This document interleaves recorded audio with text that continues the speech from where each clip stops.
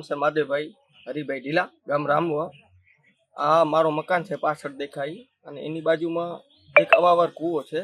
આજથી 2-2.5 મહિના પહેલાં એક ગાયનો વાછડો અંદર પડી મરી ગયો હતો। અમે કોશિશ કરી બહાર કાઢવાની, પણ નીકળ્યો નહીં। તે છતાં અમારે એને ઉપર રેતી નાખી અને અમે એને દાબવામાં આવ્યો। પાછી સ્કૂલનો રસ્તો છે, પર ડેના છોકરા 100 થી 150 છોકરા નીકળે છે। તો આ મસ્તી કરતાં કરતાં બધા નીકળે છે। કૂવામાં કોઈ જાતની દિવાલ કે કાંઈ છે નહીં, તો આમાં જાનહાનિ થશે તો આમાં જવાબદારી કોની રહેશે? મારે નાના નાના 2 છોકરા છે, આખો દિવસ ઉમજ રમતા હોય છે, એના માટે આની જવાબદારી કોણ લેશે? કાં તો કૂવાનું કોઈ નિરાવરણ કરો ને કાં તો રિપેર કરી અને વ્યવસ્થિત બનાવી આપો। બસ અમારી એક જ રજૂઆત। ના ઉપયોગમાં કોઈ જાતનું સહેજ નહીં। આ કૂવો એકદમ અવાવર છે।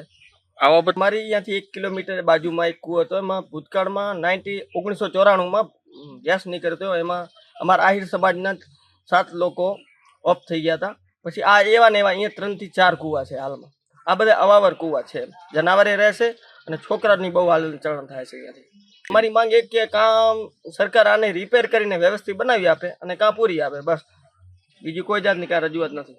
ના, રજૂઆત નથી કરી, આ પહેલી ટાઈમ રજૂઆત કરી આપણે।